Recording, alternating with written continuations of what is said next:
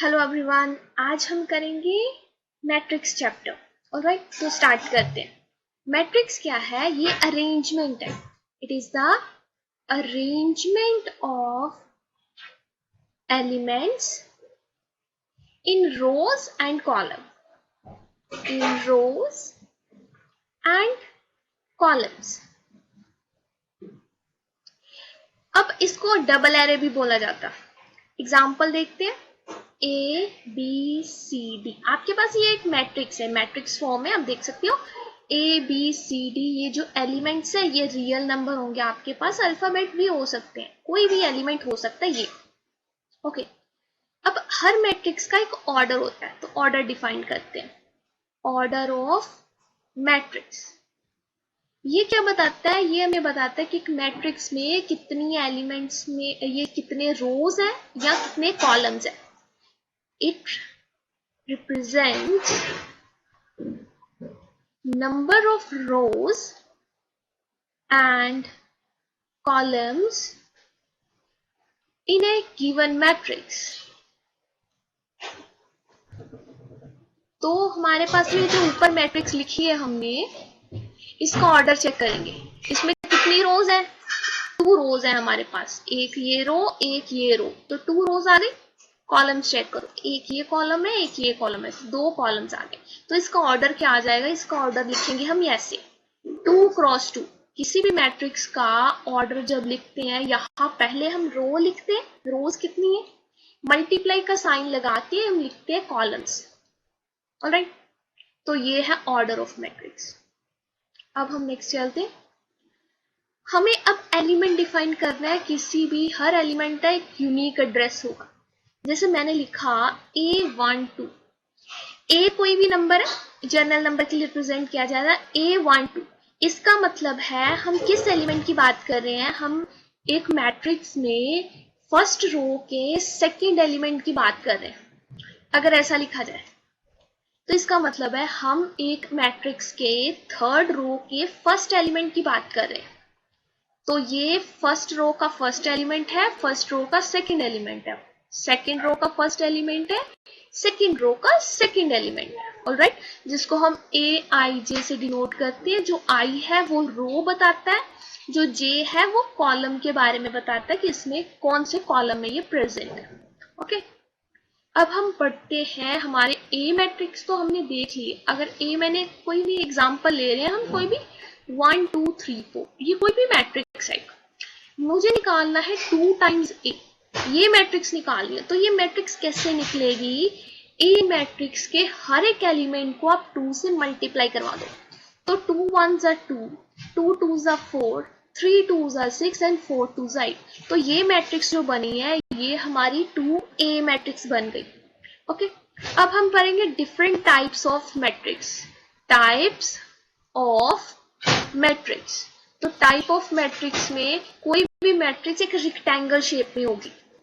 Rectangle, rectangle के आगे अगर हम बात करें तो रेक्टेंगल को आगे डिफाइन किया जाता है रो मैट्रिक्स एक होती है, एक होती है कॉलम मैट्रिक्स।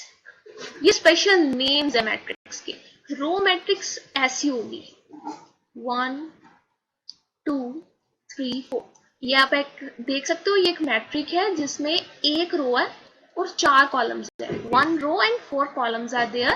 तो इस मैट्रिक्स को बोलेंगे रो मैट्रिक्स। अगर ऐसी लिखी जाए मैट्रिक्स, तो ये एक मैट्रिक्स है जिसमें 4 रोज है और एक कॉलम है। तो 4 क्रॉस 1 की ये मैट्रिक्स है, जिसमें एक रो आएगी उस मैट्रिक्स को रो मैट्रिक्स, जिसमें एक कॉलम आएगा उसको कॉलम मैट्रिक्स बोलेंगे। ओके, अब आप आगे पढ़ेंगे स्क्वायर मैट्रिक्स। अब स्क्वायर मैट्रिक्स क्या है? स्क्वायर मैट्रिक्स में जो ऑर्डर है वो उसमें number of rose and number of column same रहेंगे। अगर आपके पास 3 रोज हैं तो 3 ही कॉलम होंगे, तो उस मैट्रिक्स को हम स्क्वायर मैट्रिक्स बोल देंगे। ओके, तो इसकी फर्स्ट टाइप है, एग्जांपल्स हैं स्पेशली, इट्स ये, इसको बोलते हैं identity matrix. Identity matrix. Identity matrix में क्या होगा, आपके पास इस साइड में 1 1 1 एलिमेंट आएगा, इसके अलावा जितने एलिमेंट्स हमारे बचते हैं वो सारे जीरो एज ए फिल होंगे। ओके, ये आइडेंटिटी मैट्रिक्स। इसके बाद पढ़ेंगे जीरो मैट्रिक्स। आप जीरो मैट्रिक्स कहो चाहे इसे नल मैट्रिक्स कहो, दोनों का मतलब एक ही है। एलिमेंट है 0 0 0, इसमें हर एलिमेंट 0 आ जाएगा। मैंने 3 क्रॉस 3 की एग्जांपल ली है ये। आप 2 को 2 क्रॉस 2 की भी ले सकते हो, 4 क्रॉस 4 की भी ले सकते हो। ओके, आगे चलते हैं। नेक्स्ट है डायगोनल मैट्रिक्स।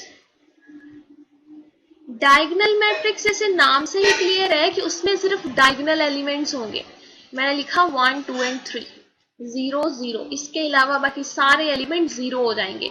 अब डायगोनल मैट्रिक्स और आइडेंटिटी मैट्रिक्स डिफरेंट कैसे हैं? डायगोनल मैट्रिक्स में डायगोनल में सारे एलिमेंट सेम जरूरी नहीं है हो, लेकिन आइडेंटिटी मैट्रिक्स में डायगोनल सारे एलिमेंट 1 होने चाहिए, 1 के अलावा कोई और नहीं होना चाहिए। ओके, तो इसके बाद है स्केलर मैट्रिक्स।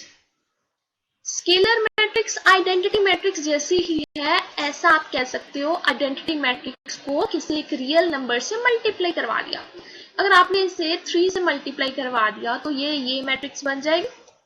तो बस यही स्केलर मैट्रिक्स है, जिसमें डायगोनल में 1 के अलावा कुछ और हो लेकिन सारे डायगोनल एक जैसे हो, तो ये स्केलर मैट्रिक्स आ गए। ओके, अब हम पढ़ेंगे addition and subtraction of matrix.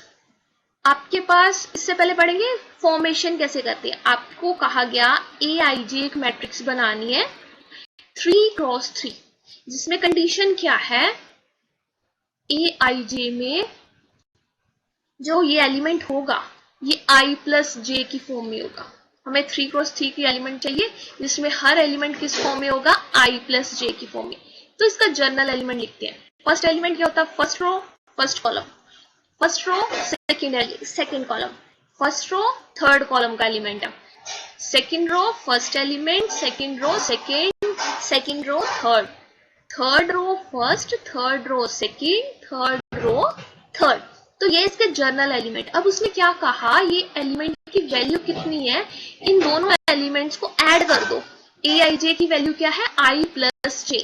तो फर्स्ट वाले में क्या है 1 प्लस 1, तो 1 प्लस 1 कितना हो जाएगा 2। नेक्स्ट वाले में 1 प्लस 2 दैट इज 3, नेक्स्ट वाले में 4, यहाँ पे आ जाएगा 3, यहाँ पे 4, यहाँ पे 5, और यहाँ पे आएगा 4 5 6। तो आपके पास ये मैट्रिक्स निकल के आ जाएगी। तो हमने मैट्रिक्स फॉर्म की, आपको एक फॉर्मूला दे रखा था I एंड J। AIJ की वैल्यू I प्लस J है, तो हमने उससे मैट्रिक्स बना ली। ओके, अब हम पढ़ेंगे addition of matrix. Addition of matrix, दो मैट्रिक्स है अगर हमारे पास, हम उनको ऐड तभी कर सकते हैं अगर उसमें दोनों में ऑर्डर सेम है। फर्स्ट मैट्रिक्स का ऑर्डर और सेकंड मैट्रिक्स का ऑर्डर सेम होना चाहिए, तभी हम उन दोनों का एडिशन निकाल सकते हैं। तो ये देखो, A मैट्रिक्स है 2 3 4 5, B मैट्रिक्स है -1 0 0 3, C मैट्रिक्स है 1 1 3। तो आप चेक करके देखो जरा, A प्लस B डिफाइन है, A प्लस B डिफाइन है। क्यों? क्योंकि A मैट्रिक्स का ऑर्डर भी 2 क्रॉस 2 है, जो B मैट्रिक्स है उसका ऑर्डर भी 2 क्रॉस 2 है, तो हम इसको ऐड कर सकते हैं। लेकिन A प्लस C डिफाइंड नहीं है, A plus C and B plus C not defined. Defined क्यों नहीं है? क्योंकि उसमें ऑर्डर सेम नहीं है। अगर ऑर्डर सेम हो तभी हम ऐड कर सकते हैं। तो हम A प्लस B सॉल्व कर रहे हैं। A की वैल्यू है 2 4 3 5, B की वैल्यू है -1 0 0 3। हम इन दोनों को ऐड करेंगे, तो जब इनको ऐड किया तो हमारे पास बनेगा 2 - 1 दैट इज 1, 3 + 0 इज 3। अच्छा, तो अब ये देखो, जब हम इसको सॉल्व करते हैं तो हम कॉरस्पॉन्डिंग एलिमेंट्स को ही ऐड करेंगे। फर्स्ट एलिमेंट में फर्स्ट वाला एलिमेंट ही ऐड होगा। तो 2 - 1 है, 3 + 0 है, 4 + 0 है एंड 5 + 3 है। तो ये मैट्रिक्स है।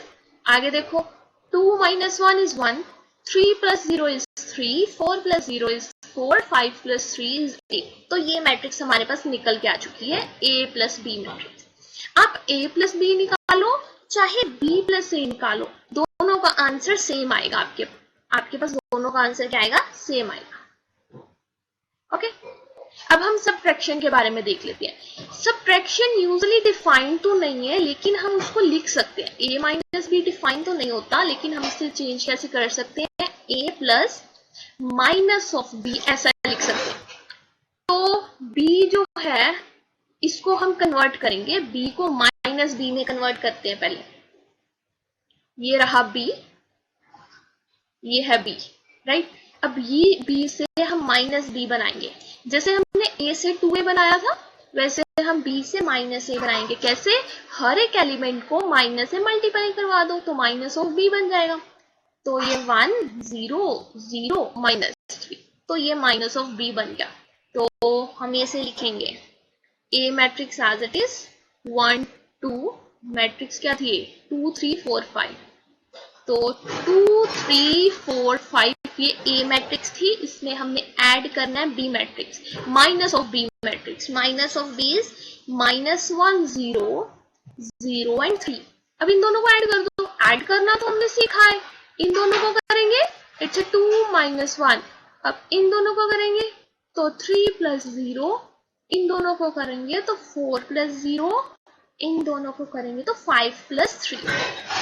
अब इनको देखो, 2 minus 1 is 1, 3 plus 0 is 3, 4 plus 0 is 4 and 5 plus 3 is 8.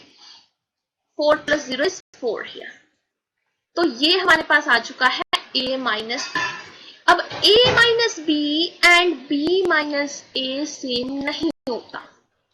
Alright, तो हमने आज के लेक्चर में क्या किया? हमने मैट्रिक्स की डेफिनेशन पढ़ी है, मैट्रिक्स की टाइप्स पढ़ी है, फिर मैट्रिक्स का एडिशन देखा है, सब्ट्रैक्शन देखा है। ऑलराइट, तो आज के लेक्चर में इतना ही, बाकी हम नेक्स्ट